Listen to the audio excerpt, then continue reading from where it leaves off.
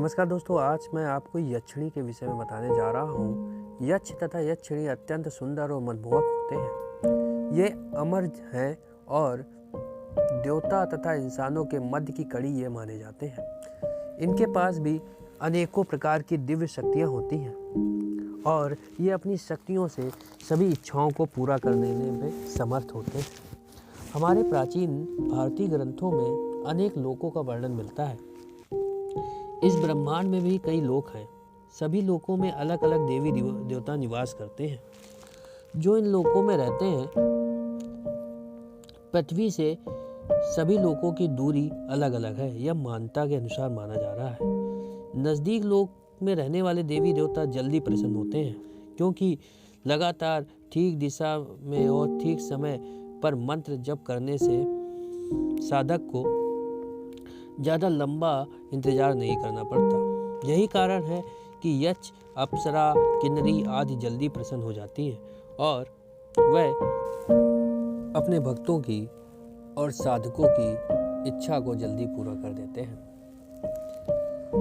कुछ साधकों की यह मान्यता है कि यक्षिणी को केवल प्रेमिका के रूप में ही सिद्ध किया जा सकता है, लेकिन यह धारणा बिल्कुल गलत है। आप यक्षिणी को अपनी इच्छा के अनुसार सिद्ध कर सकते हैं, जैसे माँ के रूप में, बहन के रूप में, पत्नी के रूप में।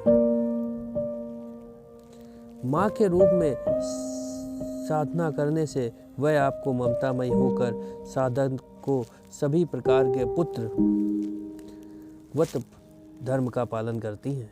और इसी तरीके बहन के रूप में यदि साधक यक्षिणी को सिद्ध करता है तो वह उसका सहयोग करती है। यदि पत्नी के रूप में सिद्ध करता है तो वह उसको सभी प्रकार का सुख प्रदान करती हैं, पर वह इस धरती पर विवाह तथा अपनी संतान उत्पन्न नहीं कर सकता। यही कारण है कि जो साधक होते हैं वह ज़्यादातर पत्नी के रूप में सिद्ध करते हैं। यक्षिणी अत्यंत सुंदर मनमोहक होती है। यह इतनी सुंदर और मनमोहक होती है कि किसी भी मनुष्य का या देवताओं का मन मोहने के लिए यह प्रयुक्त होती हैं। इनके अंदर दिव्य शक्तियाँ होती हैं, पर यह देवताओं से थोड़ी कम होती हैं। ये इच्छा के अनुसार, मन के अनुसार चलने वाली होती हैं और इच्छा के अनुसार रूप बदल लेती हैं। ये अत्यंत सुंदर और अत्यंत कोमल हृदय की होती हैं, पर साधक को यह भटकाने का कार्य करती हैं।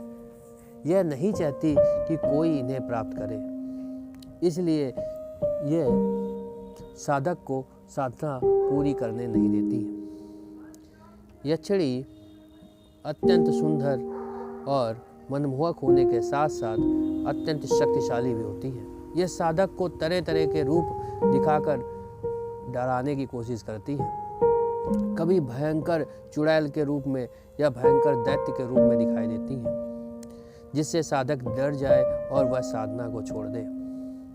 पर निरंतर साधना करने से वह आपके समक्ष आ जाती है।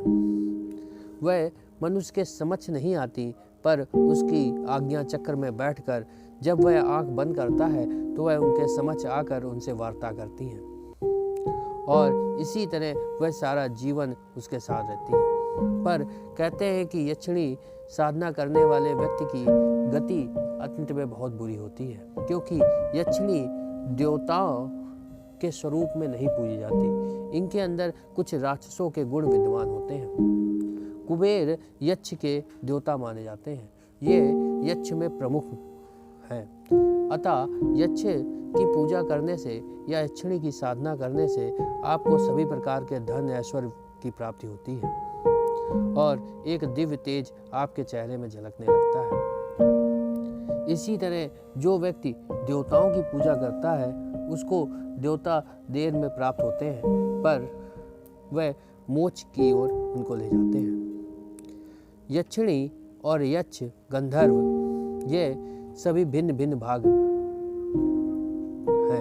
और इनकी भिन्न भिन्न शक्तियाँ हैं। जैसे कि देवी के भाग को योगिनी कहते हैं। 64 योगिनियों में दिव्य शक्तियाँ हैं और उसमें 10 महाविद्याएँ हैं। योगिनी ये और यक्षिणी में बहुत फर्क है। यक्षिणी एक सौम्य दैविक शक्ति होती है। देवी देवताओं के बाद दैवी शक्तियों के मामले में यक्ष का ही नंबर आता है। भारत के पौराणिक ग्रंथों में बहुत सारी रहस्यमयी जातियों का वर्णन है, जैसे कि देव, गंधर्व, यक्ष, अप्सरा, पिशाच, किन्नर, वानर, रीछ, भल्ल, नाग आदि।